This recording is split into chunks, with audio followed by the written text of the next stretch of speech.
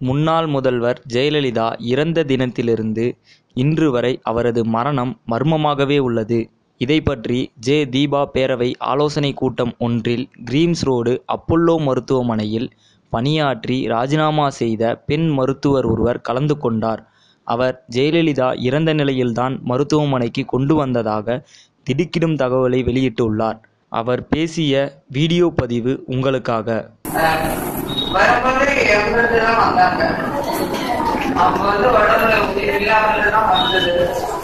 அவங்கள வச்சுக்கிட்டு அவங்க மேல செகண்ட் ஃப்ளோர் ஃபுல்லா வாஷ் அவுட் பண்ணிட்டு அவங்க வச்சுக்கிட்டு சும்மா ட்ரீட்மெண்ட் பண்ண அங்க இருந்த டாக்டர்ஸ் எல்லாருமே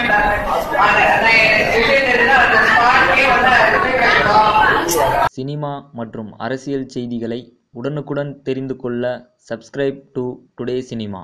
டுடே சினிமா நேயர்களுக்கு நன்றி, வணக்கம். Please subscribe to today cinema.